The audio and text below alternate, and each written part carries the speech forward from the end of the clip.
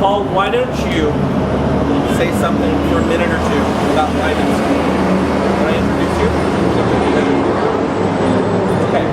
The Union Rescue Mission started life back in the early 1890s as the Pacific Rescue Mission, and then it changed its name to the Union Rescue Mission in 1895. I would say about 3. It's hard to pin things down. Okay. Not a lot of documents around. But Okay. It changed its name to the Union Rescue Mission, and a major motivation for that was a man named Lyman Stewart. I love Lyman Stewart. I teach history, economic history at Biola University, which is in La Mirada. But it used to be downtown LA. It was called the Bible Institute of Los Angeles. 6th and Hope. What does Biola stand for? Bible Institute of Los Angeles. Oh, isn't that amazing? It's an acronym. It was an acronym. And so they removed the periods, and now they call it just Biola. Okay, And they don't capitalize it all. Right. yeah. No. Yeah, I just always thought it was a... But during Lyman Stewart's lifetime, it was the Bible Institute. You know, that was because Lyman Stewart was a Bible man. And I have been writing a biography of Lyman Stewart for 5 or 6 years. I've been working on this because he left us at Biola all of his letters and correspondence and records. And so things like the Pacific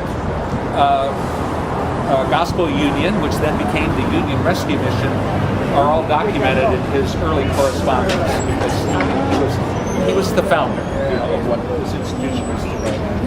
Let me give you some stars to steer by. Okay. So, Lyman Stewart, I want you to tell us about his professional career and when he retires, what he does with his tremendous wealth. Lyman Stewart was just a normal American in Western Pennsylvania. You know, nothing exceptional or wealthy or privileged about him, but he got into the oil business at the time of the discovery of oil in Western Pennsylvania. Titusville was 7 miles away from his father's tannery. So he had a modest upbringing, but he was an extraordinary, inventive entrepreneur. And although it was a very difficult business, you know, drilling for oil, because nobody knew what to do with it, you know, petroleum back then. He came west to LA in 1883 and began exploring for oil here in California. And out of that exploration endeavor, it was the first new oil company established in California, the Union Oil Company. So, hence the Union Rescue Mission. Eventually, He liked the name Union. and he fought in the Civil War. He fought for the Union. He was a cavalry private for Pennsylvania 12th Cavalry during the Civil War for 3 years. And it ruined his health, but it was a huge event in his life.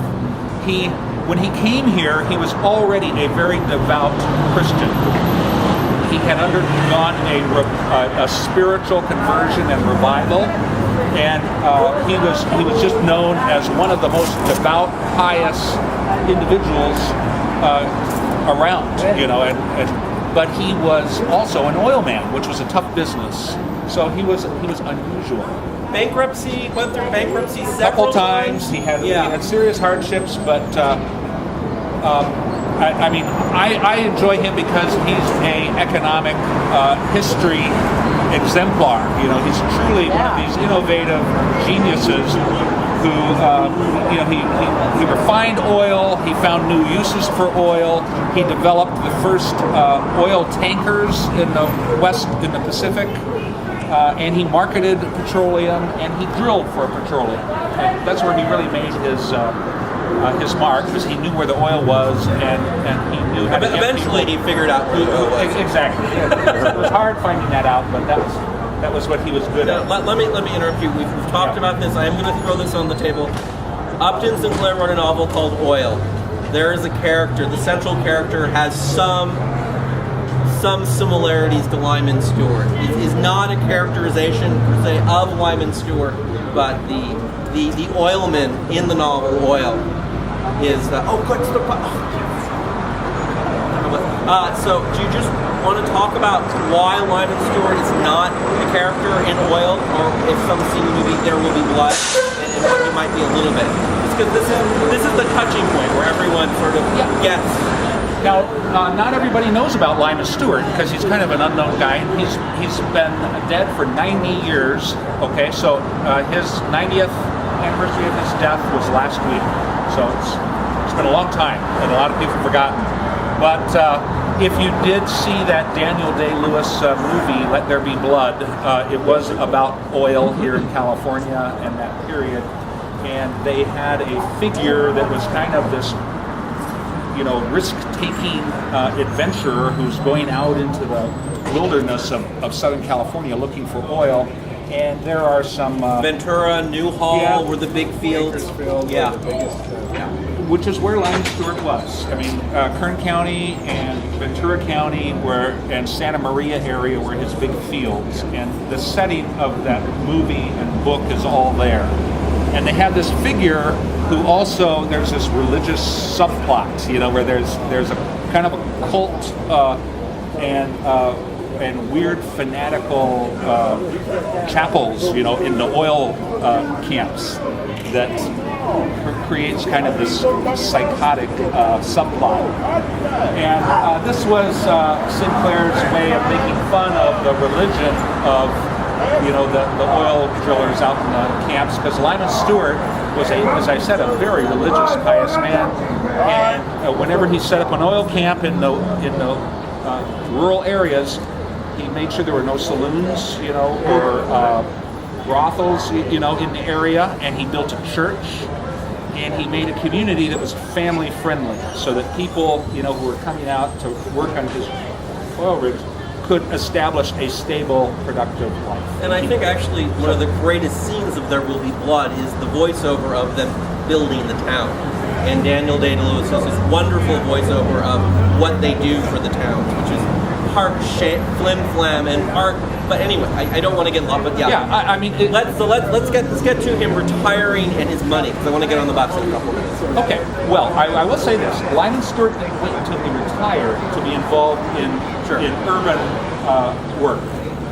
As soon as he got to LA, he started setting up small missions, in the cities, working with the neediest people in Los Angeles, because that was his burden.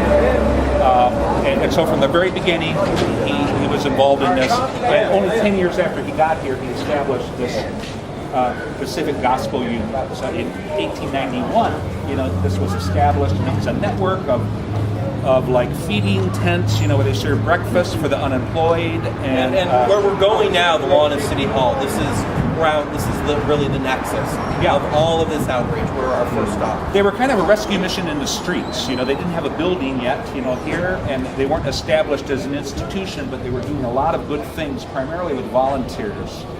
People from the churches that he would get involved, especially a lot of women, and then doctors that would donate time to set up clinics, and so they had clinics for the Spanish, for the Chinese, for the unemployed, for the orphans, for the widows, everything that was a need.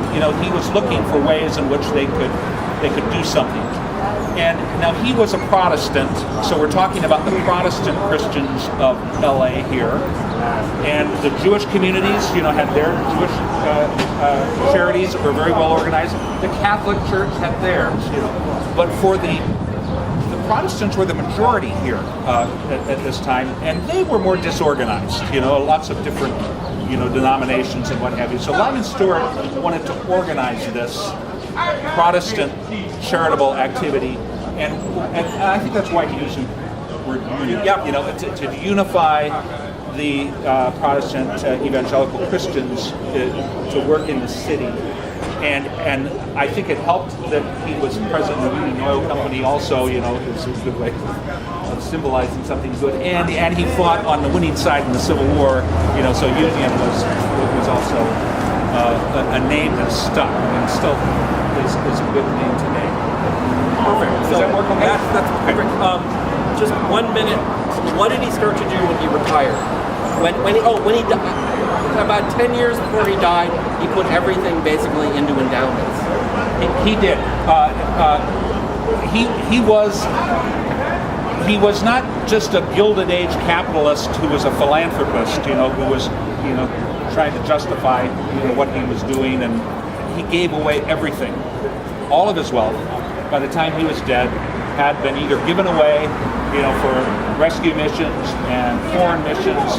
He built missions in China and Korea and all over California. He built the Bible Institute of Los Angeles. But he never married? He did, twice. First wife passed away in 1911, and then he remarried in 1915. Kids? Yes. Our documents show that he left $200,000 to his second wife, and then gave the rest to my old. He didn't leave the rest to us. But he had kids because he's got lots of folks around the city still. Yeah. He felt he wanted to prepare his kids to be successes on their own, and obviously they benefited from that, but he didn't leave them his wealth. He left it all to what he called the Lord's work, and so he put it in trusts. And he also got his very wealthy brother, who was even wealthier than he was. He was invested in all the oil companies. He got him to give away all his money too. Milton. And we'll talk about Milton. All of them, because that was a publishing. They gave away everything. So they were the real thing. I think we should get on the bus. I'm going to run down and touch base with Tanya and make sure there are people parking, because I know people are coming this late. But why don't we get on this bus? I'm going to definitely throw my stuff on the bus. Let's go. Great.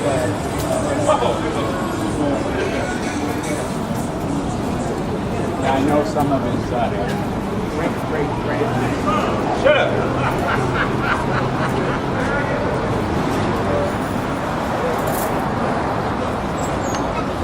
Everyone's attention. I want to thank you all so much for being here. This is something we've been doing every year for a few years now, and it is a lot of fun. Kim, remind me to pass out flyers at some point. We don't need them now. Not now. But okay. we'll get to them. Okay. To my left, Nathan Marsak, stand up. This is one of our tour guides. To my right is Reverend Andy Bales. He is the CEO of the Union Rescue Mission. He's one of our tour guides. Another one of our tour guides is my dear friend Paul Rude. The four of us are going to take you by the hand, and we're going to do a couple things today. We're going to pull away in a couple. Well, why don't we do that? Let's go. It's 10 after. People are here. If they're not here, they're not here. Does anyone have a friend in the bathroom or something? Okay, let's go. Is that a metaphor? No, I don't know. I say that when we start the tours. Is there someone in the cafe getting is there someone parking? You ask that. Because actually, never mind. Yeah, Nathan. Okay. Back into it, Richard. Thank you. So we're gonna walk a lot, but to save time, we're gonna get dropped off at City Hall Lawn. City Hall Lawn is at First and Main. We're gonna talk about the Union Rescue Mission, the Pacific Gospel Mission, when it started life in 1891. So we're going to talk about the 19th century and poverty and public policy in the late 19th century Los Angeles. Then we're going to walk over to 2nd and Main to the parking lot next to St. Vibiana's, which is the second home of the Union Rescue Mission from 1925 to 1994. And we're going to talk about the Union Rescue Mission and Skid Row and public policy in the 1930s. And this is very different. And then the bus is going to take us to 3rd in Los Angeles just to save time, and the bus is going to go away at that point. And we're going to walk. We're talking about Azusa Revival. So we're going to go stand in front of the Kyoto Grand, and we're going to, at that point, once we get to the Kyoto Grand, we're really midway in the tour, and we're going to start to shift gears. We're going to stop looking back. By the first half of the tour, by the time we leave Kyoto Grand, I hope that we will have given you some basic figures about the outreach of the Union Rescue Mission in the late 19th century, beginning of the 20th century, the crashes and the panics that befell this country and this city in particular at the turn of the last century. And we've also given you a sense of the Union Rescue Mission in the depths of the Great Depression. And lastly, a sense of Lyman Stewart, who is the man that named the Union Rescue Mission. Lyman Stewart was the president of the Union Oil Company. And Paul, I hope we'll have a couple minutes for you to talk about not only Lyman and his work in founding Union Rescue Mission, founding Biola, the Church of the Open Door, which was the church that housed Biola at 6th and Hope, which was torn down in the early 1990s. Church of the Open Door is most famous to everyone because of the Jesus Save sign, right? Everyone's heard about the Jesus Save sign. Biola put them up, and maybe we'll have a minute or two to talk about that. But Lyman Stewart and his brother Milton also published the Fundamentals. They started that in 1912. 100 years ago. 1910 to 1915. Wow. 5-year project. Wow, okay, so 100 years ago, they published a collection of works called The Fundamentals, and this has had a major impact on fundamentalism in terms of religious thought and in the larger secular communities. The term fundamentalism you hear on the news is very much tied to this notion of these volumes. And you, of course, will refine this sense. That's a very general statement, but it points back to it. So by the time we're halfway through, we hope we've given you a sense of how important Los Angeles was for the fundamentalist movements in Los Angeles, in the country, the role the Union Rescue Mission played in public policy and outreach for people who were homeless and in need in the late 19th, early 20th century. And then we're going to shift gears, and Reverend Andy's going to take over. We're going to be at 3rd and San Pedro, and we're going to walk back to 6th and San Pedro, the Union Rescue Mission. And Reverend Andy, you are just going to take us by the hand and walk us down San Pedro for 3 blocks and tell us about what has become a public policy crisis. Skid Row is is it safe to say that this is a public policy crisis? What's happening down here? Yes, and Skid Row is expanding and growing outside the bounds of Skid Row rather than going away. Okay, good. So we'll talk about what is happening now, and we hope we've given you a sense of where this has all come from. And then we're going to get back to the Union Rescue Mission, and we hope most of you can stay for the film. We're going to have box lunch, box meals, and we'll talk about that. Nathan, do you want to say anything to these good people before we get started? Hey, good people. Stay for the film. The film is really cool. I'll talk Does everybody about know about it? Yeah. So the film, I'll talk about it. Thank you. We have a couple minutes. We'll pass out the flyers. That's why I need the flyers. Okay. In 1949. The Union Rescue Mission agreed to spend $5,000 to produce a film called A Scrap and Steel. 30 minutes long, shot in color on Main Street between 3rd and 2nd on Skid Row at the Union Rescue Mission. And it's just absolutely unbelievable. It's an unbelievable glimpse at what this world was like in 1949. And it's just a fantastic social document. It's half an hour long. It is the history of a man who would become the field secretary for the Union Rescue Mission, Arthur Hawkins. It's played by Porter Hall, who perhaps most famously starred in Double Indemnity as the man from Medford, Oregon, that goes and gets Fred McMurray's cigars. So Fred McMurray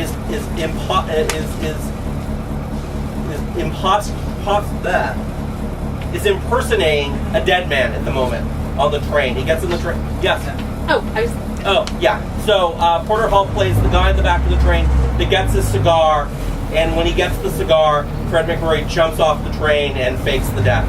And the picture is shown on the roof of URM, and the view from there just cannot be beat, especially on a lovely autumn night. So we're going to get back about 6:45, 7, and at maybe 7:50 we'll start to talk.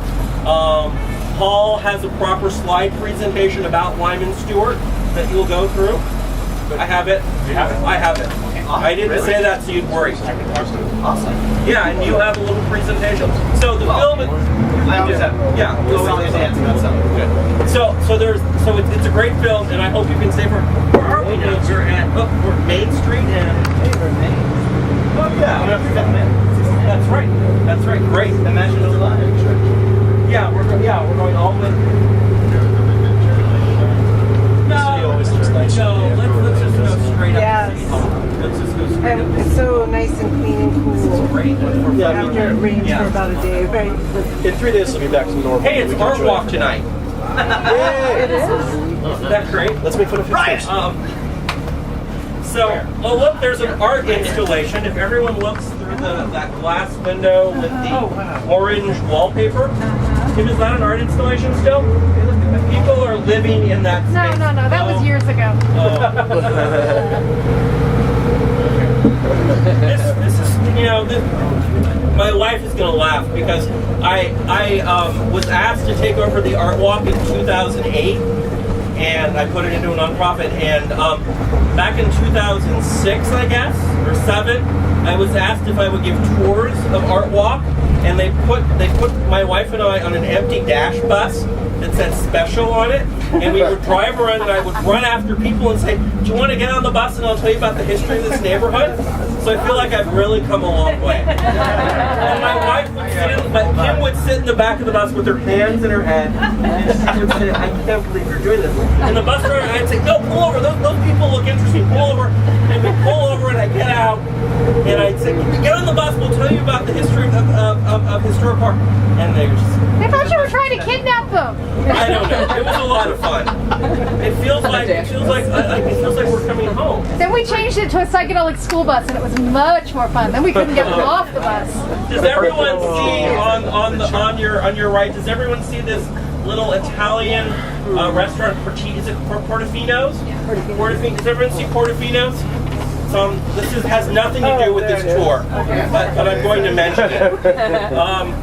Portofino's in the 30s and 40s was called the Belmont Bar, and a man named Nathan Bass ran the Belmont Bar, and all the B-girls in the city of Los Angeles were controlled by Nathan Bass. So that was a center of vice in Los Angeles. Nothing to do with this tour, but you can read about it on the On Bunker Hill that's blog. right. You can read about you can read about it on the On Bunker Hill blog. And I think we're about to pass the road. Yeah. Oh, here's the hotel market, right? Yeah. Also about the Keep best going. of the best, Great. Love it. Pretty much. The Hotel Barclay is coming up on the right. This is the oldest. This is a beautiful hotel right here. This is the oldest continuously operating hotel in the city of Los Angeles, 1896. Morgan and Wall. Stephen, are we missing a John Parkinson building? Okay.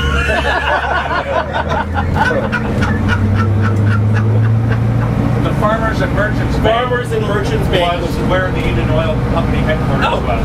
They built their own building. Right across from the Barclay Hotel is a beautiful Greek temple, Greek-inspired, a building inspired by a Greek temple. Farmers and Merchants Bank. All right, great. So we're getting to City Hall, and we'll get off, and we'll start to give this tour. Oh, And here are the flowers. the Westminster was right there, which is Yeah, everybody's talking about. Robert there's Brown this Young. parking lot behind you on your left, and there used to be a really beautiful hotel there. And Hippodrome. And it was On your right. On their right. on their right, yes, on their right behind you. The Hippodrome actually had Romeo and Juliet staged with elephants No, it on, didn't. on opening night. Big city. It was the opening night was 1902. Richard, they put an elephant on stage. They did. Just Yeah. to show how big the backstage was. But Romeo and Juliet with elephants was the New York Hippodrome. Oh, wow. I'm sorry. This is LA. We're not they that just They just sophisticated. put the elephant on stage to show how big they were. And the elephant's name was Toddles. 1930.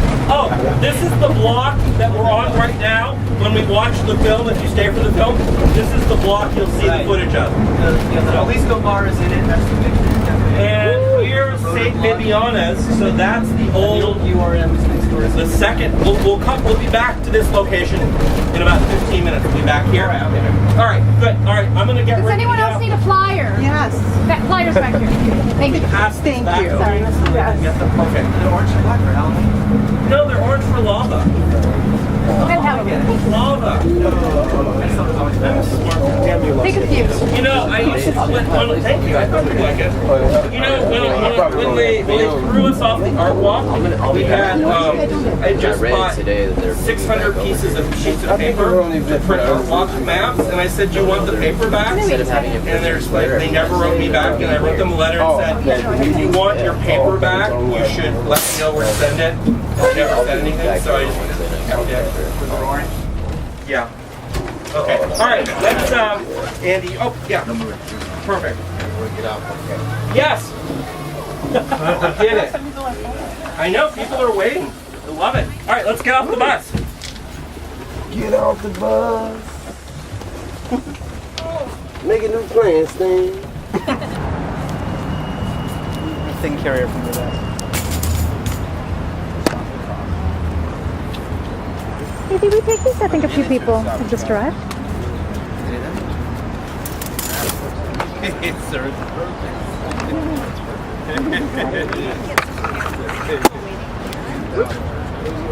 Nathan, you're gonna hold this. Nathan, you're gonna hold this. Pamphlets? Pamphlets? Pamphlets. It's only $1. Or 2 for 3. Testing, 1, 2, 3. Oh, great, fantastic. Okay, I'll take that. All right. So, we are, Paul. You should plan on coming forward soon because I want you to give some background to. Where's Paul? Here. Paul, there you go. Perfect. Okay, so we're at First and Main. That's First and Main. The freeway's behind us. If the freeway weren't here, you could see the Baker Block, which was built in 1875 as a gorgeous 3-story Beaux-Arts, Second Empire, mixed-use retail residential structure built by the man that built Santa Monica. They tore it down in 1942. The city tried to save it, and they couldn't. The Bella Union Hotel was just a couple doors south, closer to us. The Bella Union is the oldest hotel in Los Angeles, and right behind you used to be the Natick House, which was Stephen Natick House is John Parkinson, 1883, if I'm not mistaken. I don't think so. Oh, okay. I think you may have. Oh, I'm sorry. John Parkinson added the 3rd story. Addition, Yeah, the Natick House. Yeah. I can't remember the original architect of Natick House, would have been right behind us. Parkinson did the 3rd story addition in 1885. Thank you. And he added an elevator, I believe, if I'm not mistaken. I think he added the elevator. That was the motivation. Right behind you now is police headquarters. Okay, so the block we're on was a block filled with Victorian structures, these late 19th century wooden structures. Cast iron. That's right. The Baker Block is all cast iron. So there's a lot of cast iron, but this is not the time or place to get into cast iron. It really isn't. No. Okay. We're standing on the lawn of City Hall. City Hall was designed by John Austin, A.C. Martin, and John Parkinson. I always get A.C. Martin and John Austin's first names muddled. That's why I bungled that. Okay, so this structure went up in this is finished in 1928. So eminent domain for this entire block we're standing on began around 1919. The city had purchased this land from not John Temple, Harris Newmark, the Jewish dry goods merchant. Harris Newmark had purchased this lot back at the turn of the century. The city bought it from him about 1919 for a lot of money, and Harris Newmark became already an incredibly wealthy man, became that much wealthier, and everyone knew that this block was going to be torn up for City Hall. So the Union Rescue Mission, and I will get into the stats of the Union Rescue Mission here in a second, the Union Rescue Mission had its first, in 1906, they purchased the building that they would make their first proper headquarters here. And in 1924, they had to leave because the land had been seized by eminent domain by the city, and they moved just a block and a half down. If everyone can see the dome of St. Vibiana's behind the Caltrans building, that's where they moved into the Swanfeld building, and when we get there, we'll talk about all of that. So let me set this up. Paul, because I don't want to have you have too many things to talk about when we get to the Azusa Street location, could you give us a sense of Hobo Corner at First in Los Angeles, which is just one block to the south of us right now. And I'm going to pull my notes out and get some stats for the Union Rescue Mission in this location. And you have to stand over here so we don't get feedback. Okay. And I'm going to have a photo of Hobo Alley too. Okay. My understanding is in 1890, Main Street was really Main Street. I mean, it was the center of everything. But right over here, Los Angeles Street, First in Los Angeles, I believe, was a less desirable area. And with the unemployment that resulted from the panic of 1892-93, we had a pretty serious recession, even a depression in this country. And a lot of people who'd come out to California, to work on railroads and all related things were thrown out of work. And so huge homeless unemployment problem.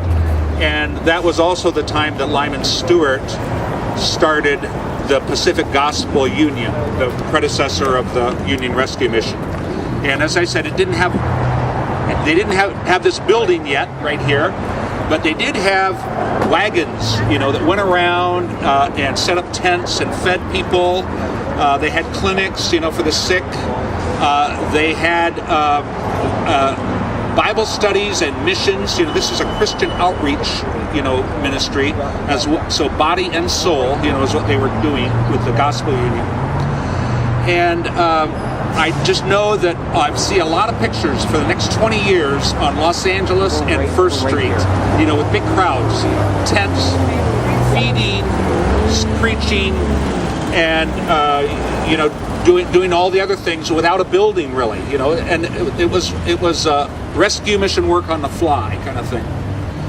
Then when they built this building, they began to have an institution develop, and a lot of associated institutions that dealt with newsboys, who were homeless newsboys who were selling newspapers to survive on the streets. They built a home very close to where Union Rescue Mission is right now. They built what was called the Newsboys' Home in a mansion that, a Gilded Age widow left, to them.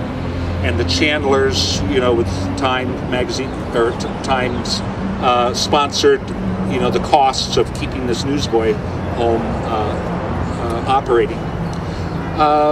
And that's also when housing and employment help for the homeless became a major part of the Union Rescue Mission right here.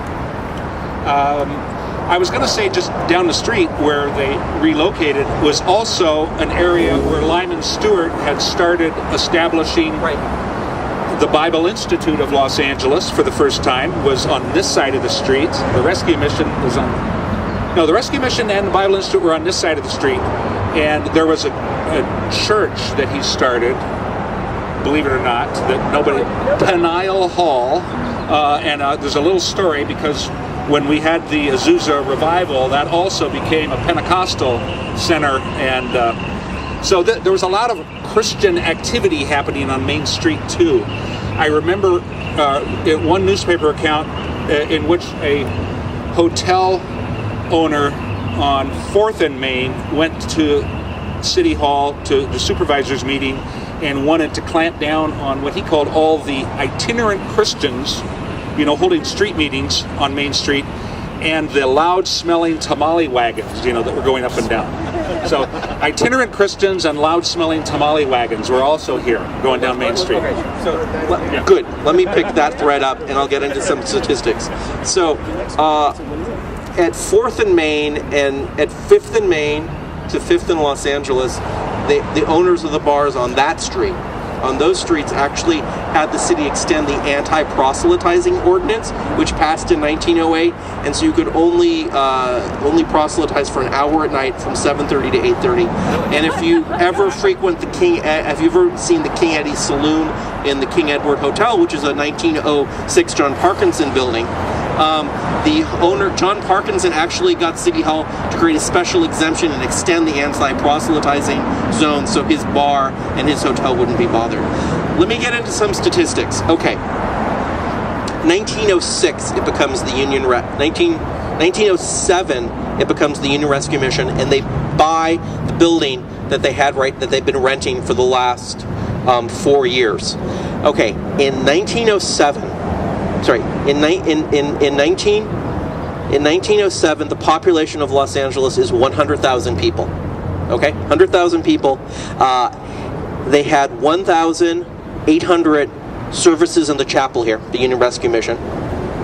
They gave away food, clothing, and shelter to 2,700 people, and they had 3,201 men and women convert to Jesus Christ and give their testimonials in their chapel, and they reunited 132 families. So those are the statistics for 1907. 100,000 people are living in Los Angeles. Nathan, I'm going to ask you to give us a quick overview of when we go down a block and a half to St. Vibiana's, we're going to start to get some very big numbers, huge population increases, huge numbers in helping people. I want you to give us a quick sense of the 1893 Depression and the 1901 Panic. Just to give us a sense of, because give people an idea of what economic forces were impacting Los Angeles and causing these numbers of people that needed help to go up. In less than an hour? Yeah. Okay. In about, I'll give it to you in 30 seconds. Okay. Yeah, no, it was really a perfect storm of events that when you think that Los Angeles, when in the 1870s, it was one of the, remember we were talking about the Baker Block, which was all cast iron. Los Angeles is one of the richest countries in the world, then as now, tremendous resources. And in the 1880s, of course, you have this enormous land boom and then the bust. You have to remember that, as Richard told you, that there were 100,000 people here in 1907. There were 5,000 people here just one generation before that, in the 1880s. The enormous land boom, of course, happens. And even after the bust, this is still an enormously popular and wealthy place. But as urban development happens, as happens in any urban area, you tend to have all the fringes of urbanity happen. And then, of course, in 1893, there was a great trifecta of events. Prior to 1893, of course, Benjamin Harrison, certainly one of our silliest presidents, decides that it would be a really good idea, because we had this enormous surplus of money in America, that we could just keep paying pensions to all the war veterans as much as we can until we just don't have it anymore. But only with the ones from the north, because the ones from the south were the bad ones, even though they were all made citizens after the war. Screw those guys. And that threw the entire economy into the toilet. What had happened also is that they decided, because then they all said, Benjamin Harrison, what a terrible guy, we're going to get Grover Cleveland back again. They thought that would be a good idea, because he had done so well the first time. What he decided to do then was, then they had something called the Sherman Silver Purchase Act, which said that, well, they're mining all this silver, but we're going to regulate it. We need more government regulation, because that's always worked so well. It certainly worked for Harrison. And they regulated it as that silver had to be $16 for every, or 16 ounces for every 1 ounce of gold. What happened was then all the silver mines in America then went out of business, basically, like overnight, and then there was a giant run on gold, and there was no gold. And the whole economy went in the toilet. And the third part of the trifecta was they'd overbuilt all of the railroads. Where does Los Angeles fit into that? Of course, all the railroads, well, two of the big ones, led straight to Los Angeles, which was, of course, had the oranges, not the movies yet, but the weather and all that, and all the opportunity and all the money. So everybody starts pouring into LA, and that's why the population starts booming. But of course, in the Great Panic of '93, the banks and the great businesses had been affected as much here as anywhere, especially with the collapse of silver, with the Comstock Lode and all that, and the gold mining. In 1901, just as things are picking up, it happens again, as these things do. Standard Oil famously, Rockefeller wants control of the Great Northern Railway. J.P. Morgan says, no, that's not going to happen. They have a big fight. In the end, of course, the moguls get together and buddy up and form Great Northern Securities, but not before putting basically everybody involved, all the investors, out of business, and another big collapse in the markets. And then there's another panic in 1907, which I won't go into, but it all marries with the developments that the URM has, both in being founded in the 90s and then renting this place, which is a big, beautiful, Victorian place at 145 North Main, which was basically right here in a greater area of what was here, Richard? Just, it was dance halls and pool halls and little Nickelodeons and things like that. And then And then the 1901 and 1907, these panics mirror the developments of the URM as the city is growing and flourishing. Is that about it? That was perfect. Thank you. Okay, we got to keep moving. I want to just wrap up this location with some statistics. So when the Union, when it was called the Pacific Gospel Mission, when they rented their headquarters here in the late 1890s, the population of Los Angeles was 50,000 people in the late 1890s. By 1906, it was over 100,000. So it had doubled. Between 1894 and 1906, the population doubles. We're going to walk a block and a half down to St. Vibiana's now, and we're going to get to the second location. Get to the second location of the URM. By 1932 rolls around, and the Union Rescue Mission has been in its second headquarters for 6 years, the population of Los Angeles is 1.2 million. So we're talking about a city which, and make no bones about it, by 1919, Los Angeles is the biggest boomtown the world has ever seen, present tense. Okay, Los Angeles by 1919 is the biggest boomtown the world has seen, even to this present day. So this is a city that is about to explode, has exploded with oil, but is about to explode again with the motion picture industry. So Nathan, if you'd lead the way, why don't we get us to the second home of the Union Rescue Mission? Perfect. And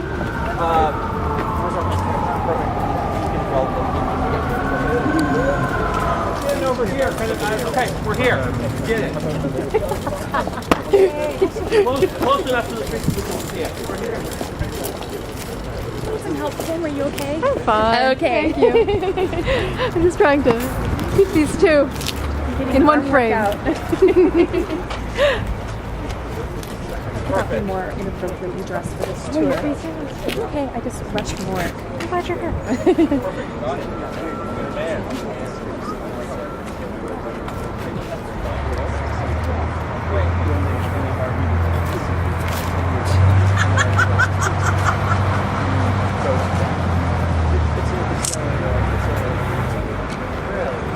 there we go.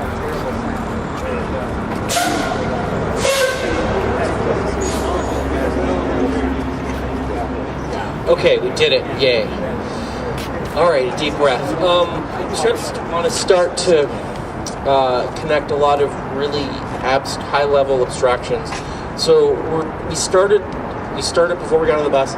Lyman Stewart, his outreach, his notion of organizing Protestant social outreach. The notion of his work with the Union Rescue Mission is to organize Protestant outreach groups in Los Angeles because there's a real need. We're now going to start to talk about the Union Rescue Mission, which was in the very spot we're standing on right now. They moved here in 1926 into the Swanfeld building. By 1932, we have over 1 million people in Los Angeles. We're in the depths of the Depression. I'm going to start to give some numbers, some statistics about the outreach the Union Rescue Mission has done. But between 1906 and 1932, you get the county of Los Angeles started to develop public policy on the indigent, on the transients, on people who are homeless, people in need, and the whole notion of helping people that need help.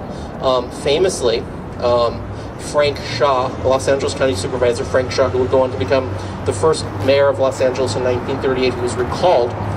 Frank Shaw, during the Depression, as a county supervisor, was a real, was very proactive in the notion that the county needs to provide relief for people who are in need. And it was Shaw's work, and Shaw has really great Senate papers. That's why he got recalled? That's not why he got recalled, Reverend Andy. Frank Shaw was recalled because he went to war with Clifford Clinton and Clifford Clinton's wife of Clifton's cafeteria fame. He got recalled.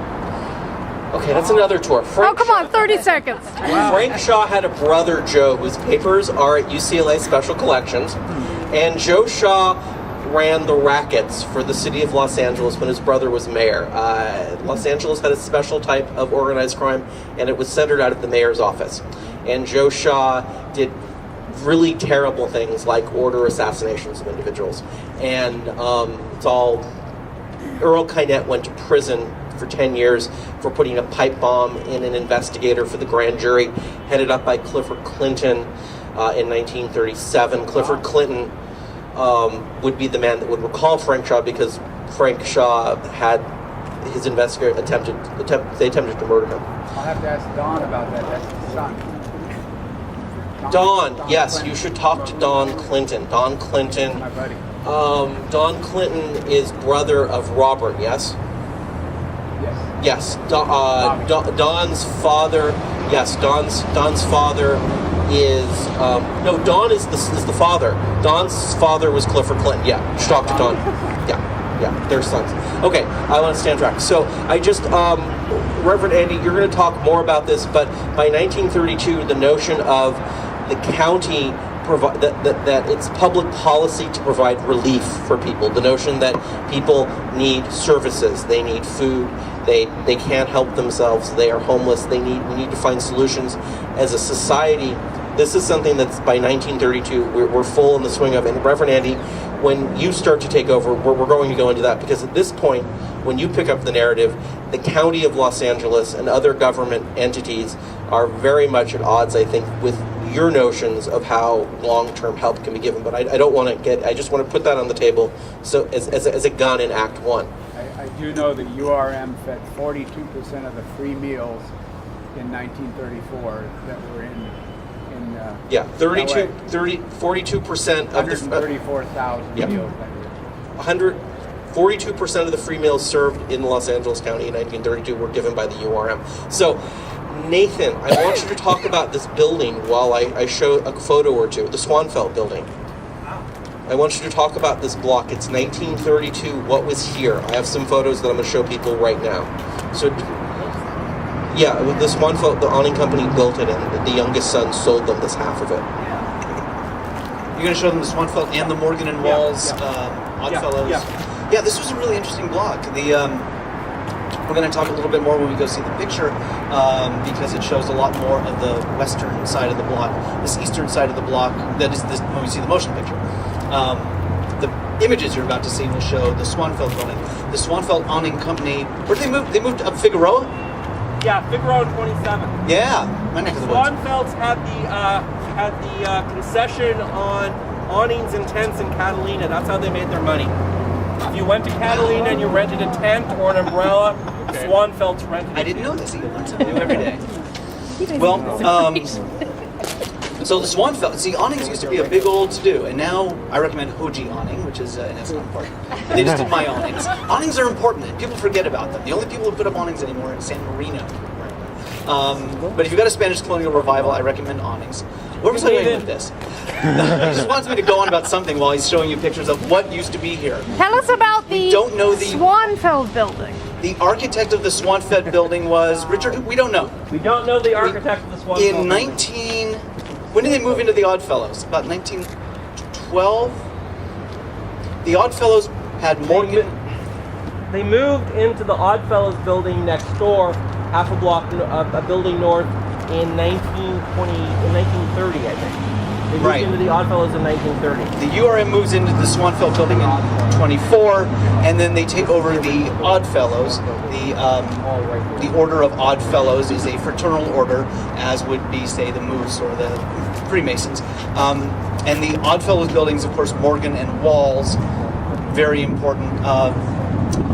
Victorian, then go on to be Edwardian and interbellum architects for Los Angeles, and it is built in sort of a classically 1896 neo-Gothic, and it is clean-lined over the years, as is the Swanfeld building, in part because, of course, the famous, Los Angeles 1949 Parapet Ordinance, which says that especially now, because now we can just, make things out of some sort of weird polyurethane foam and anchor them in, but back then they were like, anything that might fall off in an earthquake, tear it off.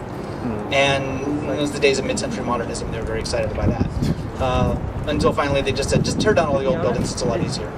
And I want you to, as long as we're here, I want you to look over there, because it's very important that when we see the motion picture, like the Higgins building is the big building up on your right, and then below, that's where we're going to see the 1883 Rotor Block. That's been a parking lot since 1953.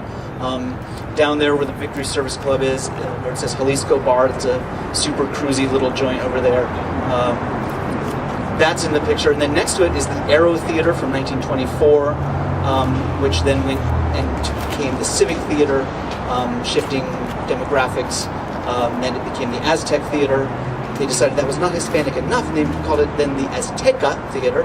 And then demographics shifted again, it became the Linda Lee, which showed Japanese pictures and had this wonderful backlit plastic signage, which I'd love to find that and install that somewhere.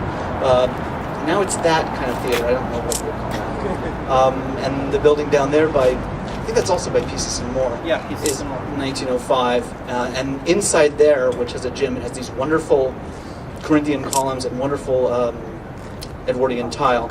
So this whole area was just chock-a-block with mixed commercial residential, which thank God they tore that all down, because that's exactly the sort of thing that people like to build when they're building green and new urbanist. But 50 years ago, they were like, get rid of that stuff, that's crazy. Thank you, Nathan. Okay, let's get some statistics. Reverend Annie, why don't you come on up, because I'm going to have you talk a little bit now too. Okay, so let's talk about the Union Rescue Mission here in 1932. So we're in the depths of the Depression. Population of Los Angeles is 1.2 million. I just showed you two photos of the Swanfelt building. The Swanfelt building, I think, Reverend Andy, they had 300 beds. 300 people, but many of them didn't have beds. They were sitting up in chairs, sleeping in chairs. And so even when they moved to our place, a lot of the guys wanted to sit in a chair because they weren't used to sleeping in a bed. And I said that 134,000 meals were fed in the worst year of the Great Depression, 1.2 million people. In 2010, there's 3.6 million people in LA, and that year we say is worse than the worst year of the Great Depression because we fed 1.4 million meals, 10 times the number of meals that URM served during the Great Depression, even though the population only grew by 3 times. And they only served men back then. Right. And we had to house 450 families in 2010. So we think that 2010 was a much tougher year on URM than the Great Depression. Don't go, because we're gonna play this. We're gonna go back and forth with the stats. Shelter beds provided in 1932, 37,700. Can you give us a sense of how many people you've housed in 2010? What's 365 times 1,000? 400,000? Okay, you've sheltered 400,000 people in 2010. All right, in 1932, it was about 37,000. Okay. Accounts of families given help. Okay. Families given help in 1932, 225. Do you want to talk about outreach to families today? That would have been a food box or something at that time, because they did not house families or women or children. And so in 2010 we housed 450 families.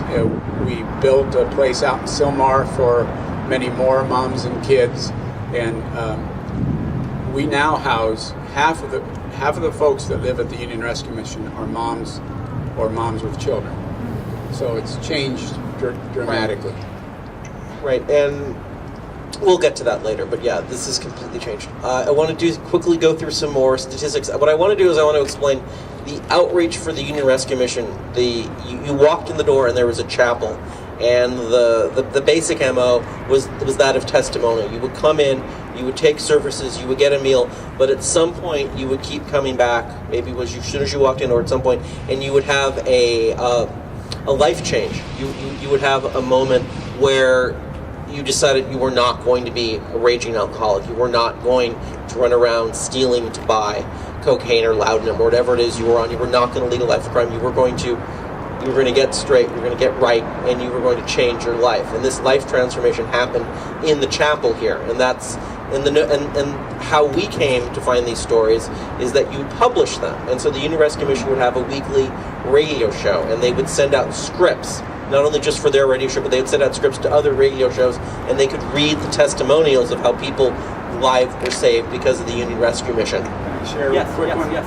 I just shared this because now we have a nightly radio show, at 9:30 on 99.5 FM. That's a free commercial. And I do Thursday nights. Tonight is a history night. And the last story I told was about Bill Stiles, a member of the Jesse James gang. And he had come to town to do a train robbery. And he had nitroglycerin and guns and things in his hotel. And he was walking in front of his mission. And a policeman was followed him. And he had a guilty conscience. So he ducked into the mission and sat down in the chapel trying to get hidden from the policeman. And it happened that Mel Trotter, a famous evangelist from Michigan, and the story about Mel Trotter is that one time hooligans were acting up during a service, and he told them to keep singing more about Jesus, and he threw out all the hooligans out of the building. But Mel Trotter was here preaching a sermon. Bill Stiles became convicted and turned his heart toward the Lord, told Mother Benton, who was on the piano, that what he was up to. She had him come back the next day, bring his suitcase of nitroglycerin, turn it in, and called the police. And he turned himself in, and the police realized he had changed his heart, so they didn't charge him. And Bill Stiles stayed here serving at the mission until he passed away, like 27 years later. And he was a member of the Jesse James gang. And the Great Imposter, if you ever saw Tony Curtis in The Great Imposter, he came to the Union Rescue Mission and was actually himself and became a chaplain at the mission and a hospital. If you saw Catch Me If You Can, that was based on the same Ferdinand de Mara.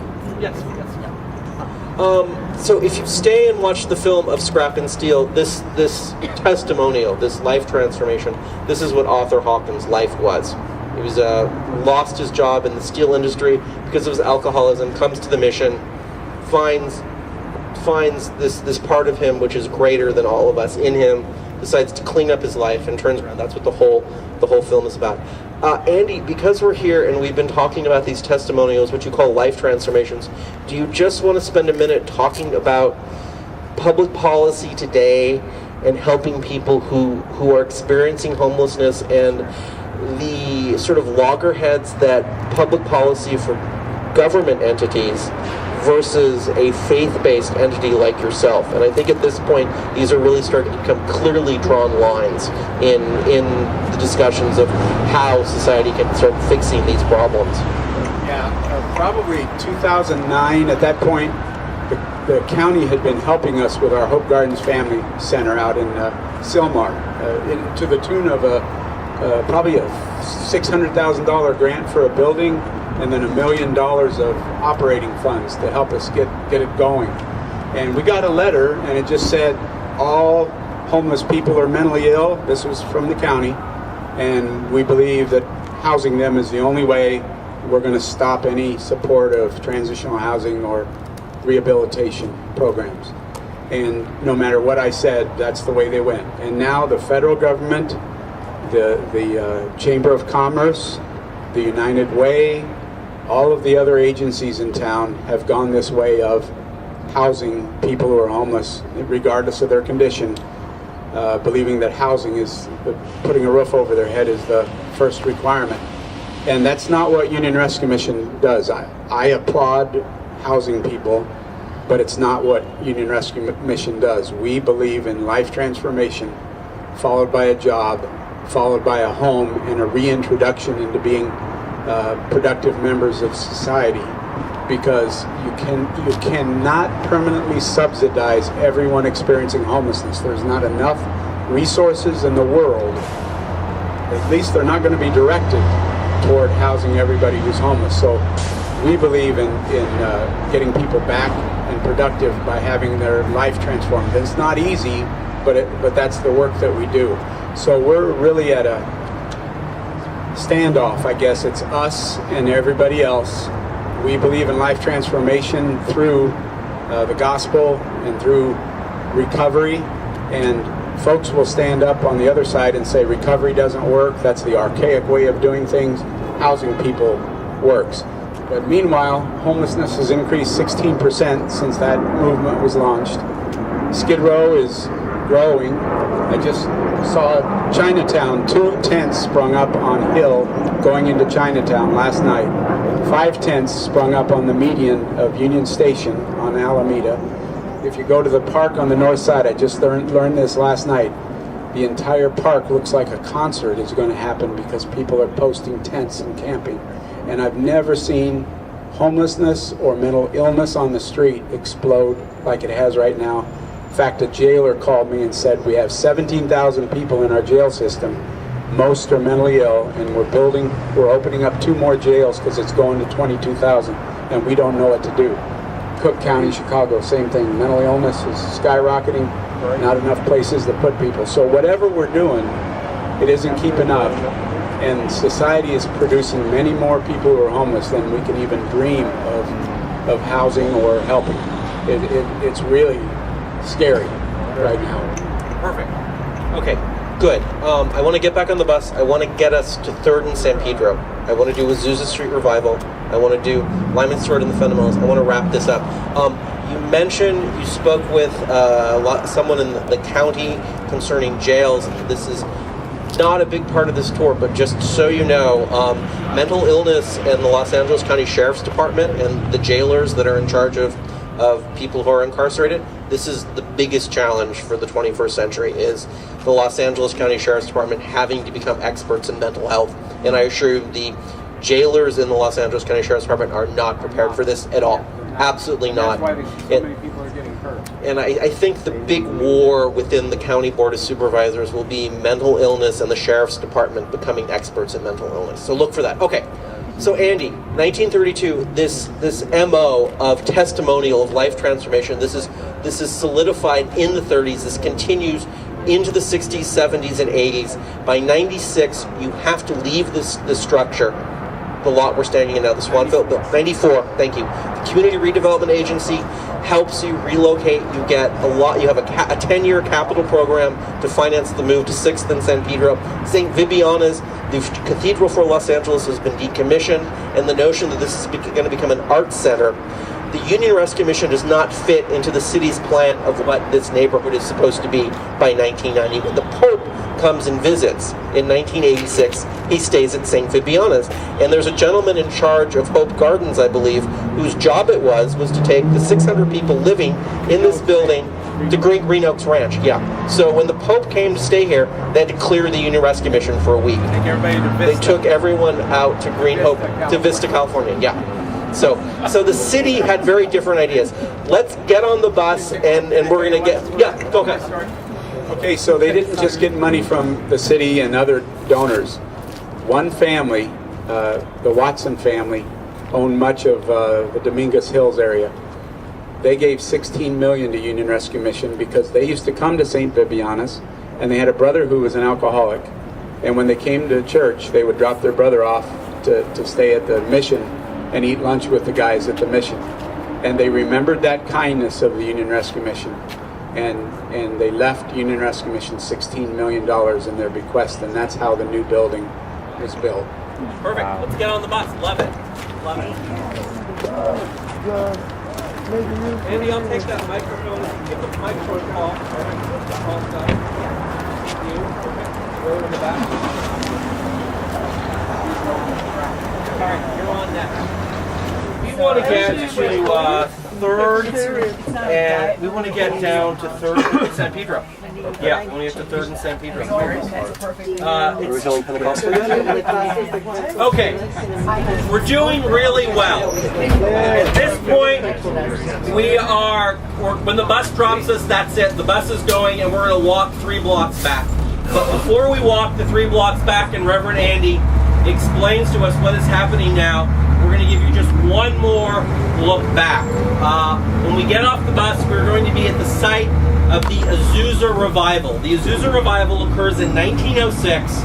It is the birth of Pentecostalism, and it occurs where the Kyoto. It's not the Kyoto Grand anymore. It's Doubletree. The Doubletree. Thank you. When we get there, we'll see it. Thank you. The Azusa Revival is very important.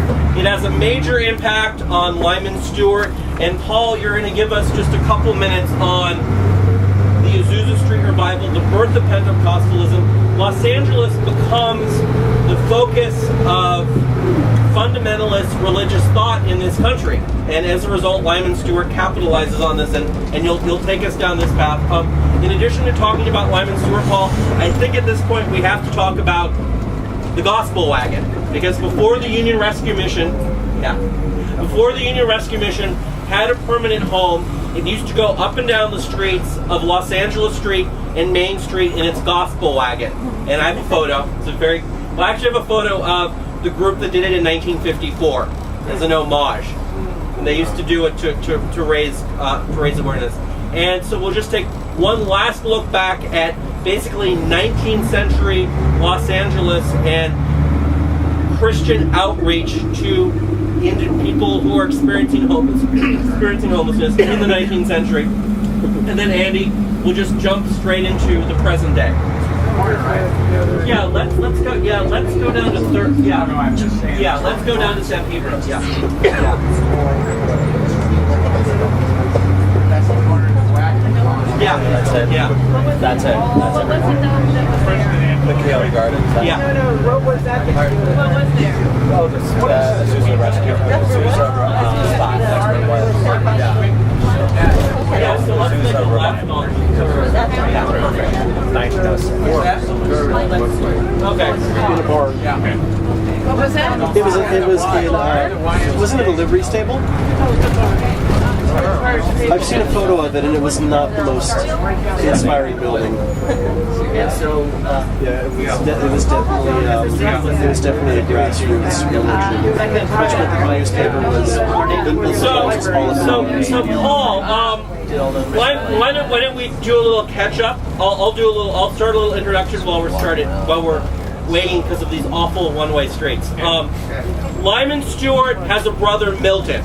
Lyman Stewart and Milton are both very successful businessmen. They've been doing a lot of outreach in the community. They decide, in addition to funding churches, to funding Bible schools, to funding Christian social workers, they're going to start to publish. And they get a notion that they're going to publish a collection of essays that will, well, I'll let you get into that, but they start a publishing arm, and it's to publish what's called the Fundamentals. Do you want to grab hold of this bar and tell us what the fundamentals are? Because they're very important. You have to be interested in religious history of the United States in the 20th century to know about the fundamentals. But if you have read anything about this, then it's not a new term. But you have heard of fundamentalism, which has kind of got a bad connotation these days, right? Especially Islamic fundamentalism, or well, we're talking about Protestant fundamentalism. Was a term that was coined by modernist theologians, academics, to describe the old-fashioned traditionalists like Lyman Stewart, and other old-fashioned traditionalist Christians, who still believed the Bible was the Word of God, and that the Hebrews, really were a real historical people that really wrote these Hebrew scriptures, and that Jesus was a real person, and on and on and on. He wanted to defend the traditional faith, so he and his brother anonymously set aside a very significant sum of money to set up a publishing company and hire the best theologians in England and North America and Europe to write essays defending traditional Orthodox faith. And they started publishing these journals about every 2 months and shipping them around the world free. They distributed 3 million copies, which is a lot, of things to give away free. And it actually made a very big impact, so much so that people who were opposed to this traditional religious viewpoint started calling them fundamentalists, because they were passing out these journals called the Fundamentals. And that's where that term came from. And Lyman Stewart was proud of being a fundamentalist, because for him that was a good thing. Perfect. So while we're on the bus, and it's actually a little quiet, the Azusa Street Revival basically was a church in the middle of this development here. So Paul, it's 19. Just in the middle of this. That's right. There it is. Yeah. The Sorry. plaque is over here. Yeah. Oh, yeah, let's go. Yeah, sorry, let's go. Let's go to the plaque. Perfect. The other one. Is it always so much fun being with him? Always. Oh, wow. Always an adventure. How long have you known him? Isn't he amazing? Good job, guys. We met 18 years before we got together. Yeah, you want to go that way? Hated each other, and then Nathan really introduced us. Now we love each other. But we met when we were teenagers. Just take a picture And hated each other. It started at the coffee shop. Daily Dose? Here. Yeah, we touched. An African Methodist Episcopal Church, which was the largest black denomination in America, at the time, was built here, funded, interestingly, by Frederick Ringe. Frederick Ringe, who was another, very prominent Christian capitalist here in Los Angeles and a Methodist.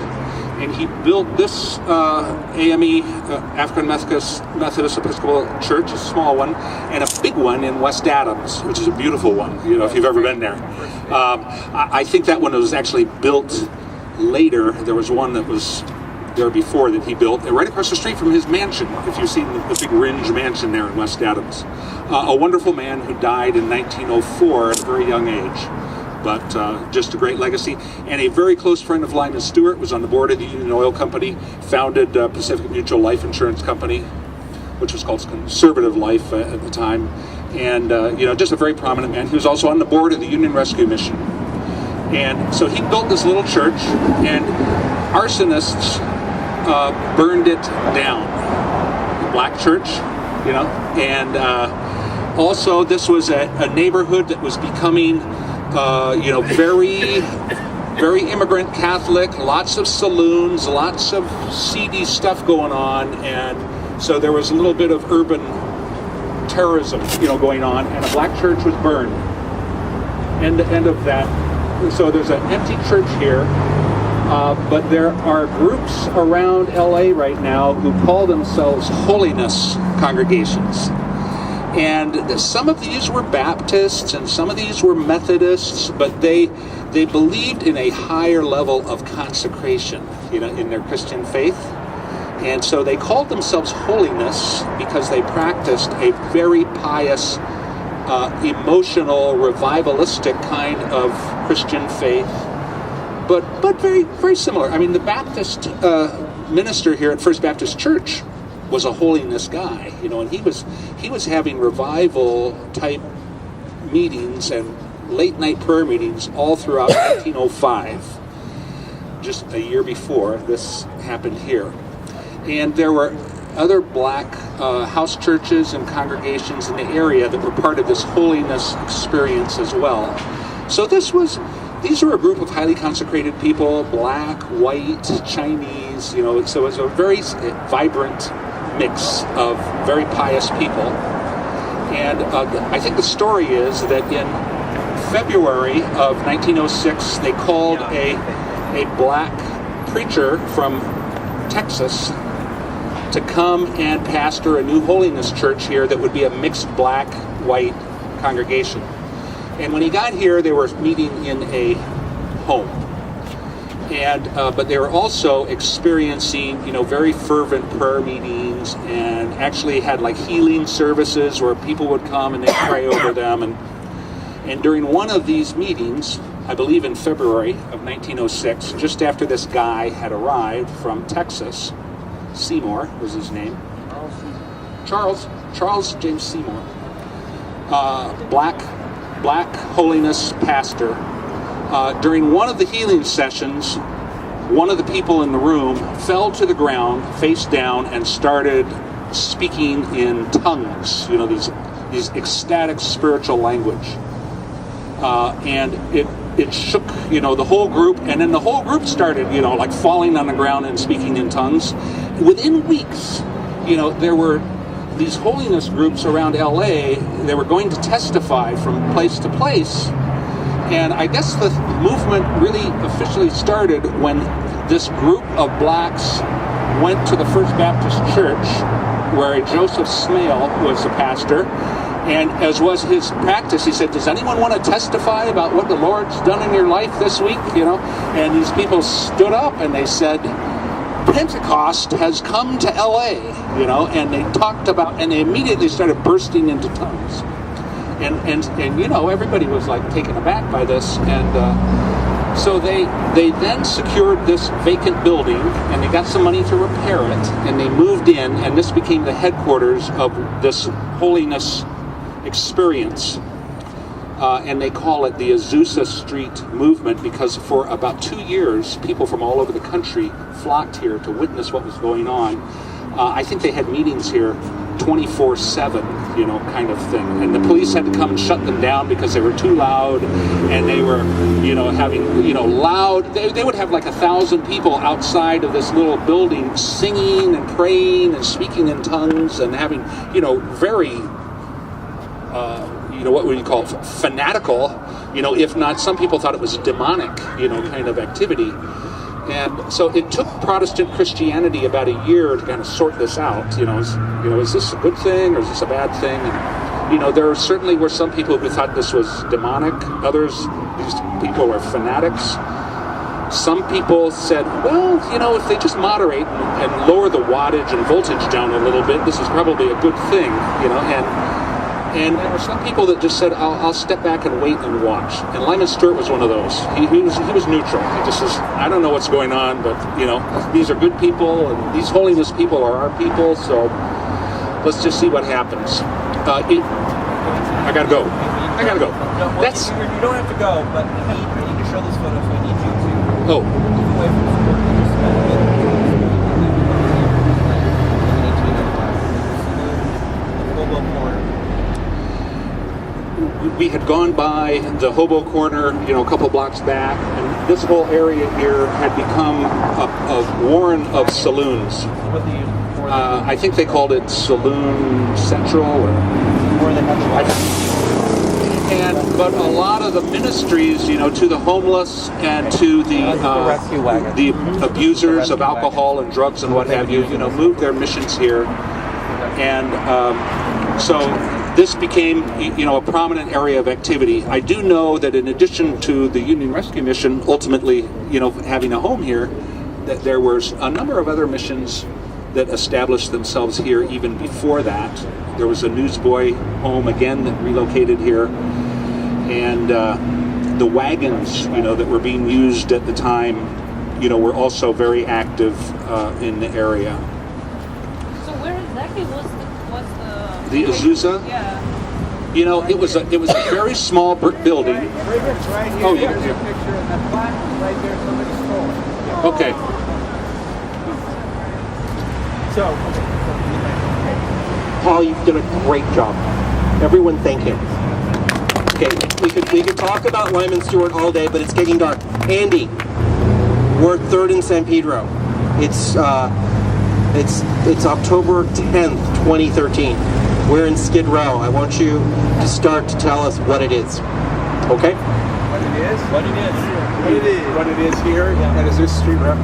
Yeah, Paul is, shares that Lyman was neutral, but the folks that are on the other side of Azusa believe that he was not neutral, that he was anti the Azusa Street Revival. And so, just to give you an idea, I loved your Peniel story because Lyman Stewart started Peniel Hall, which later became Peniel Mission. Peniel Mission came to the URM to try to give them the Peniel Mission, and $225,000, and Union Rescue Mission said, no, we don't want it.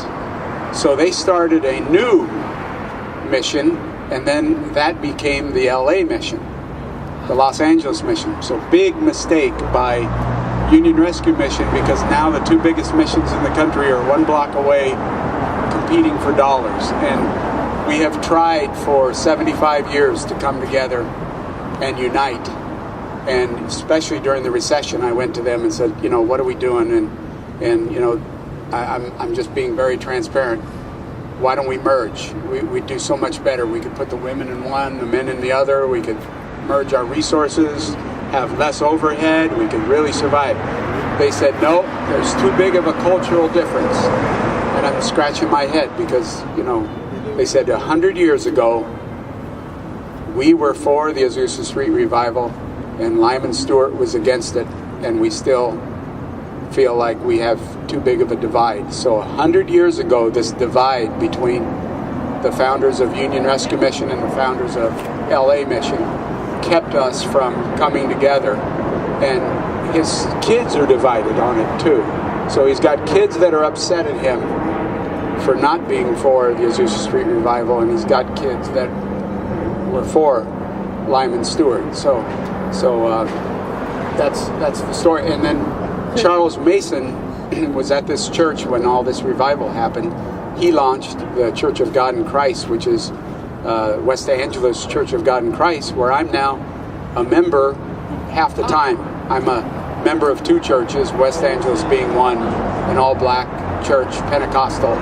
And so it's interesting that that cultural divide is still there, even though I'm a member of the church that branched off from here. Okay, we got to start talking about the here and now. Don't go away. You're not done. You're getting started. Okay. Okay. When we were at the parking lot, 1932, only men were served. In 1970, people were only beginning to think about the issues of women on Skid Row. No one ever thought that there would be families on Skid Row. By the 1980s, this started to become a reality. Women on Skid Row. Union Rescue Mission did some things. It's now 2013. Skid Row is unrecognizable. We've got about 20 minutes of life. You messed me up because you said 1913. That's okay. I apologize. All right. We've got about 20 minutes of light left, Andy. We're 3 blocks from the Union Rescue Mission. All right. I want you to tell us what you struggle with every day. I want you to walk us down these streets. I want you to tell us your concerns. I want you to tell us your hopes. I want you to tell us how this has become a public policy crisis, Skid Row. Well, Skid Row is a planned disaster. The LA County, LA City decided that all the missions would be in one area. They're all, LA Mission's 1 block away, Weingart's across the street, Midnight Mission's 1 block away. Salvation Army used to be 2 or 3 blocks away till they pulled out of Skid Row. But the plan was to corral and contain all homeless people in LA in a 49 block area. And now that's just about intractable, irreversible. We reversed it with Hope Gardens, but we had to fight a 21-month, $1.9 million, 34 neighborhood beatings battle to win the right to move our moms and kids out of Skid Row. And the county had thought about moving some news centers around town, but after they saw what we went through with the Hope Gardens battle, they lost heart. And all the cities, surrounding cities, said, no way, you're not going to relocate in our city. And so the NIMBYism is so strong. NIMBY means not in my backyardism is so strong that you cannot get facilities outside of Skid Row. We need to have facilities in every neighborhood, in every city, taking care of your own neighbors who are becoming homeless, but that's not the case. People have bused people from Santa Clarita here. Sheriffs have brought them from the surrounding suburbs. Hospitals have dumped patients until we helped stop that. Now it's starting up again. Las Vegas sent 200 mental patients to Skid Row in the last year with what they call Greyhound therapy, bus tickets, 3 days of medications and 3 days of insure, and dumped them on Skid Row. So it's public policy to corral and contain homelessness, and though that may not still be the policy, reversing it is difficult, but Union Rescue Mission is actually going to try to reverse that strategy and relocate some business enterprises outside of Skid Row and some adjacent recovery places outside of Skid Row to try to reverse that trend. So this biggest human disaster in the United States that we're going to walk into was planned by the city and the county, and these poor folks that are there and growing every day. You get out of jail, you get just enough money to walk down the street, go to Skid Row, do what you'd probably want to do if you've been in jail a long time, and get stuck on Skid Row, and that's exactly what's happening. And Skid Row is growing by leaps and bounds, and more people, more unemployed folks than ever. We had reversed it from 2,000 to 600 people in 2005. Now it's right back to 2,000 people and growing on the streets of of Skid Row. I want to start walking, but before we do, I want you to talk about two things. We've been talking about public policy. Public policy is a very complicated thing. I want you to talk about two court decisions, not one court decision and a public policy. Start with safer cities. Talk about safer cities and the recent federal ruling about possessions on the street. And I think this will help frame what's happening today and what you're dealing with.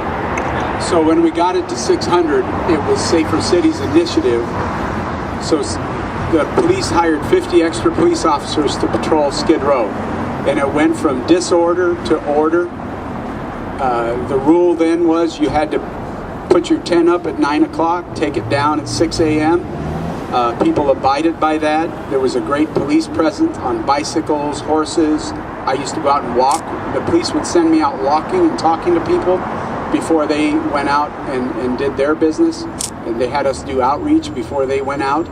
And crime was reduced, I think, by 51%. It was amazing. The numbers went from 2,600. And I know some people just, well, so 1/3 of them criminals left the area. They weren't homeless. But other people spread out, which dispersed some of the homelessness, which wasn't all bad, because when you have 2,000 people living in dense conditions, it's tough. But people were so critical of the Safer Cities Initiative first. And then a court hearing was won, a court judgment was won by LA CAN. They're a group of activists who hate me. They hang me in effigy along with the police when they walk down the street. And they want, the police overstepped their bounds. They got rid of some of these tents that had folks' stuff in them, and they destroyed it. And so LA CAN represented those folks, took it to the ACLU, it went to court, and they won. And the court ruling went all the way out the other side of the pendulum, because they said you cannot touch the stuff of people who are homeless. You absolutely can never pick it up, clean it up. You cannot mess with it. Now, this is a judge in Pasadena, and I wanted to go to his house, park all my stuff in his sidewalk, and see how long I could last on his sidewalk, because he made a ruling that made it so stuff built up on the streets. You couldn't even pass on the streets. They found a dead body in the stuff. The human excrement got so bad on the sidewalk. We used to do a neighborhood walk. We couldn't do it anymore. We had orders not to walk on the streets of Skid Row. It was a health disaster. Well, then they did a health injunction where they came and had to clean it all up. But then it went all the way to the Supreme Court, and the Supreme Court refused to change. And so the same week as all the other historic Supreme Court judgments, they made a non-judgment which will forever leave Skid Row, Skid Row. When I say forever, I say forever as long as the Supreme Court in the United States is operating. But you cannot touch the stuff of a person who is homeless. And I sat in a meeting with city attorney trying to figure out a solution. We're trying to figure out a solution with everybody involved. The LA CAN, Ramona Ripston from the ACLU, who helped win the judgment. And we're trying to figure it out. And Ramona Ripston from the ACLU says, I want this to happen in every neighborhood in LA. So that's how radical the other side is. I want people to have their stuff and live how they want and their things on the sidewalk in every neighborhood of LA. And the only thing I said, I raised my hand and said, if we want to get rid of the stuff on Skid Row, then we need to get the people off of Skid Row and out into their own neighborhoods and have facilities in every neighborhood. And they said, come on, let's come up with something practical. But there is nothing practical. There is no solution to getting rid of the stuff off of Skid Row unless we help the people get off of Skid Row. So that's where we are right now. Perfect. Nathan, let's start walking. I want to get us to 3rd, okay? And then at our next stop, Andy, you're going to talk about walking all night through Skid Row, what we call carrying the banner, okay? Good.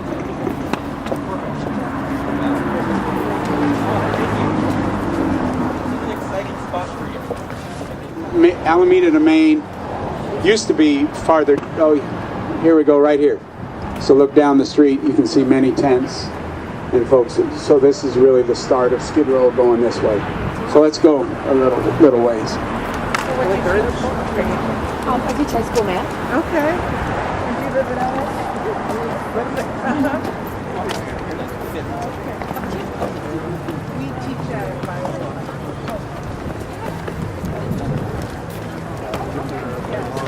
lung is completely grayed out. I told her I was going to shoot my Yes.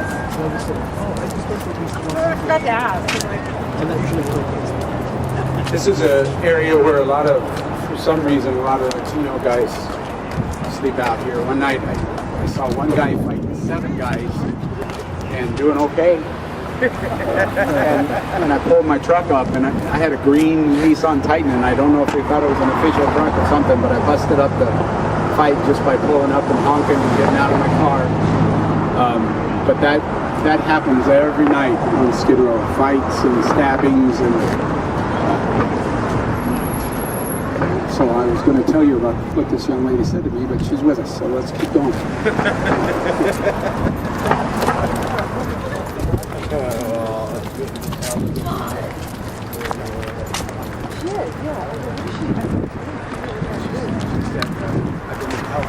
Yeah, I said that. You want me to go home like I'm your dad? I was like, I go, where did she come from? My friend. Oh, really? Yeah. Nice. Well, so what would you say the percentage is? super high.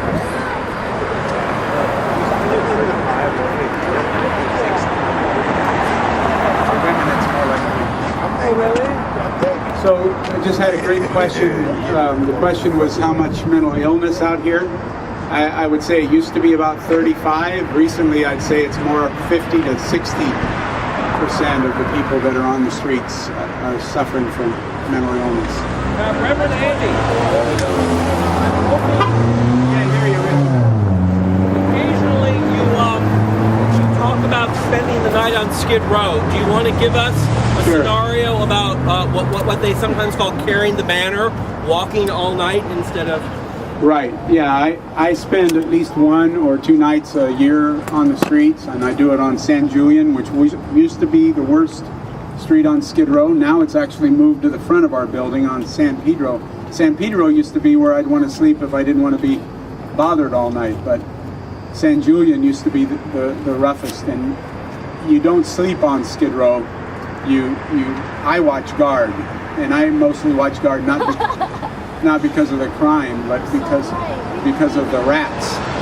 You know, I don't want to sleep and have rats crawling over. There's rats as big as cats, and you can watch them.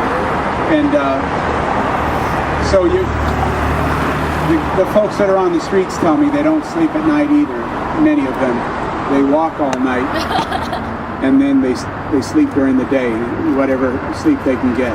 But I can tell you, if I spent more than 1 night on the street, I wouldn't be in great mental health either, because if you can't sleep, you can't be in good mental health. So a second day on the streets, I wouldn't be in good shape mentally. Some say I'm not anyway. But Jamie Foxx spent several weeks on the streets getting ready for The Soloist. He still has not recovered. He's still getting psychiatric help and counseling help. And trying to think of somebody else the other day that I learned. Oh, the rapper, the Praz? Yeah. I'm certain he still has not fully recovered from his experience. He heard gunshots right outside his tent. He heard women getting raped and screaming for help. That's what goes on the streets of Skid Row. The first night I spent on the street was by myself, October 1st. Bad night to pick because everybody got paid. And it was wild, everybody was drugged up, and I stopped 5 rapes and several fights just in the short night I spent on the street. So imagine what goes on. And so somebody asked me about mental illness. 90% of our ladies at the mission are struggling with mental illness. You can sense it. You walk in our women's side, subdued, quiet. What they experienced on the streets devastated them, even more so than what it does to men. And that's the reality of what I guess we as a society allow by letting 2,000 people live on the streets of Skid Row. All right, you ready?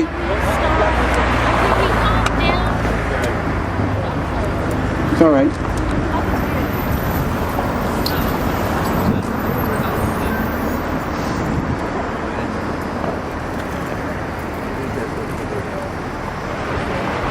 These are bicycle routes paid by the businesses to keep things. What do you call them? The red shirts. The red shirts, the purple shirts, the yellow shirts.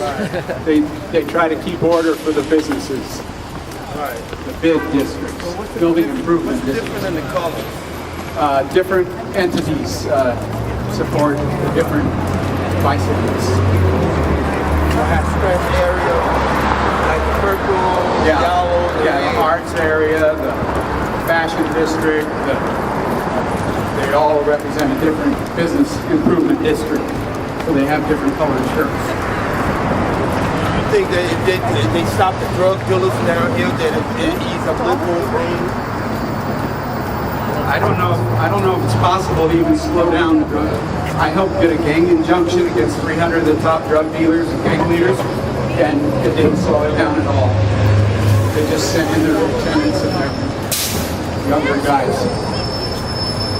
Well, I heard the biggest dent could be made by just attacking mental illness. Yeah, taking care of people who are struggling with mental illness in proper group homes would be a huge help. So why don't you open more buildings and treat and ask for more support from private donations to treat them? That's exactly what I'm thinking about doing. But if I do, I'll be able to help 17 people in one floor of my building, and that's just a drop in the bucket. But at least it's a concrete step to do something. Yeah. Help. That's all I'm trying. Yeah. Some people they don't move. They got the most people that usually will, they have some type of mental. Now the drug We're trying to cover it up, but it's causing more problems. Right. That's the explanation of why so many more people.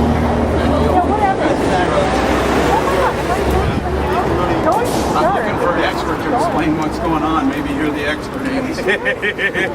Well, I am a recovering drug addict. I know it. So I know the ins and outs of it. And I have ran the drug recovery home before in Chicago. And I know that most of the people they don't use it. They mostly get it. All right, Richard. We'll talk about that later. Where's Richard? So He's in the back. yeah. So Richard, I wanted to ask you because this way is chaos. Yeah, we're gonna. That way we're out in traffic a little bit, but we can walk along the fence. Yeah, we'll be out in traffic. All right. So Andy, we're half a block from the Union Rescue Mission. We're just about to wrap it up. I hope those of you will stay and come up and watch the movie. But Andy, I want you to take us home. I mean, bring this home. So this is it. All right. Well, you can see a lot of the housing that's going up, and I think the housing is great. I just wish more of it was inside and outside of Skid Row. In fact, more of it outside. But we sold that lot to SRO Housing, and they built a place for 150 people, and it's going to open November 7th, the grand opening. And Union Rescue Mission moved to the corner in 1994. Weingart there is across the street. LA Mission's down this way. Midnight Mission's over there. Salvation Army used to be down there. But and this area is so easy to get any drug anybody wants. So crack cocaine, meth, heroin. The heroin shooting gallery is the self-cleaning restroom out in front of Union Rescue Mission. Here's another one right over here. Rarely used for restroom facilities. So everybody's saying we need more restrooms. We need more restrooms on Skid Row. And I say yes, if we just use them. If we just use them as restrooms, that would be okay. But they're not. They're used as shooting galleries and brothels. So you see 3 and 4 and 5 people going in, and then you see the medics coming to retrieve somebody or their body out who is OD'd. I would say that no. Yeah. So I pulled into work. I pulled into work. There's a man dead on the sidewalk, and I meet there with the police. Dead man on the sidewalk. A woman who's using the self-cleaning restroom as her workplace, selling herself, comes out of the restroom, walks over, and says, "He was hurting last night, so I shot him up with a bunch of heroin." In other words, she walked right up and confessed to killing the guy with a shot of heroin. And the police didn't do anything. They just left. And I called their captain and I said, "A woman confessed to 2 police officers that she killed a man, and I think she was asking for help. She wanted to be taken to jail so she didn't have to work out of the bathroom." And he sent them back. They interviewed her, they arrested her, and got her out of the brothel. You're a goddamn liar. Yep. So I am not telling the truth, but this intoxicated gentleman is. So let's. Andy, why don't we cross the street? Yes, that'd be good. You want to go on a real Skid Row tour? My number is 707. Heavier than it was last year. Huh? Heavier than last year. Yeah, same corner. Same corner. It's a popular corner.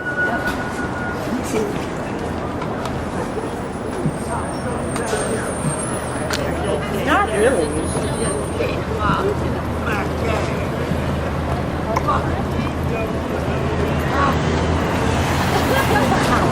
gonna get killed.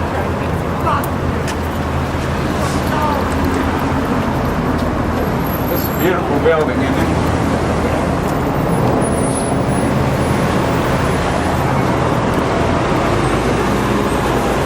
They're doing great building this building. They built another one on San Julian, and the week that it opened, I was camping out on the street, and 2 guys stabbed each other to death in the brand new building.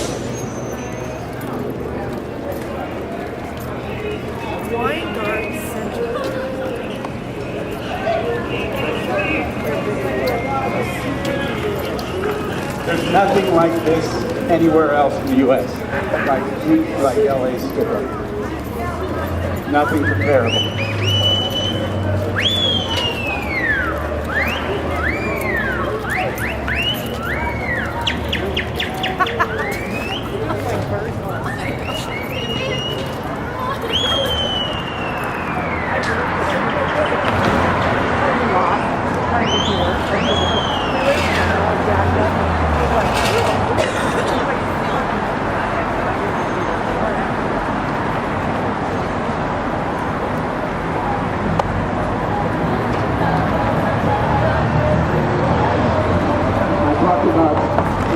Heroin and meth and crack cocaine. What we've had out front here for the last several months is a spice ring of folks selling and smoking bath salts and potpourri and going crazy. I was standing on the inside of this window getting my picture taken, and a man that had smoked spice was here, and he punched through the window to get to me and busted this supposedly bulletproof block glass. He got arrested the other night for stabbing one of our guests. He was out in 3 days. Richard.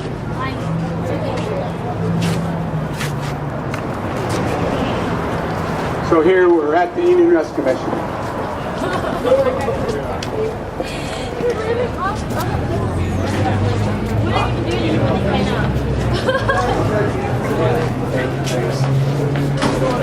Excuse us.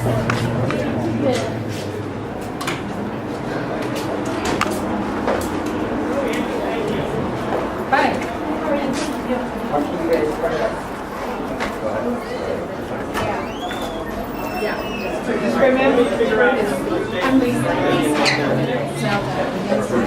Yeah. So let me wrap up the tour properly. Thank you, Alina. Okay, so the tour is done. We did it. Okay, we did it. All right. The tour is done. If you want to stay for the screen, I encourage you to do so. It's going to start in about 45 minutes. They have box lunches for sale, box meals upstairs on the roof.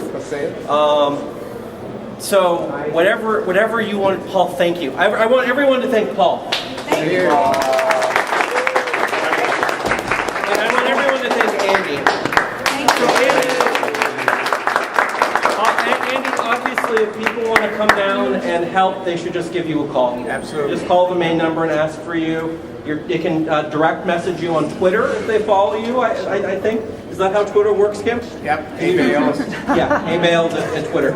Again, the screening of this half-an-hour film is going to start in about 45 minutes on the roof. They're serving boxed meals upstairs. I think it's $6, and they have a vegetarian option. And I'm going to do that. And if you're not, I want to thank you for joining us. If you have any questions, ask them. We're not done, but I'm sort of giving people the chance to, if they want to run to the bathroom or whatever, go. If they have things to break. So questions. So yes, go ahead, go. What percentage would you consider working poor that are homeless? Let's ask Andy. That's the working homeless. Yeah, many. I don't know the exact percentage, but I see guys downstairs getting on their bike, heading to work, and they're staying in what we call our gateway program. I changed things like 3 years ago. We used to have no requirements. You could come in any condition for our guest beds. But ever since I came here, the way I operated was I wanted people to pay part of their own way, help themselves, get sober. So we changed to what we call a gateway program. First 15 days are free, and then it's $4.50 a day, plus you have to save $2 personal savings a day. And so we have lots of folks living in the gateway beds who are working. One guy rides his bike, must catch the train or something, works in the port of LA, and they stay in our gateway beds.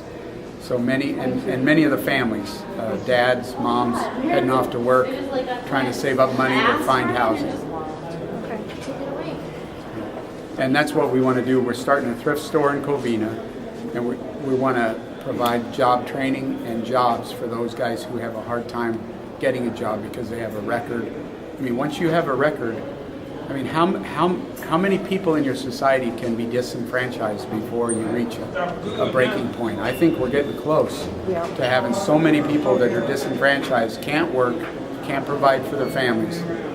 How do you not be homeless if you can't provide? You can't work? Andy, I think you mentioned you spoke with someone at the Sheriff's Department. Do you want to put those numbers out on the table again? Because they're really quite disturbing. So 17,000 people in the jail system right now. 17,000 are being held in the county, by the Sheriff's Department. Most are mentally ill.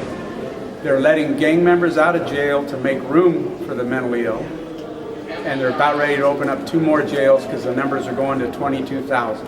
So the Sheriff's Department is anticipating 22,000 people incarcerated at any given time. Mostly mentally ill, and absolutely, he said the reason people are getting broken arms because they're taking on 6 jailers at a time.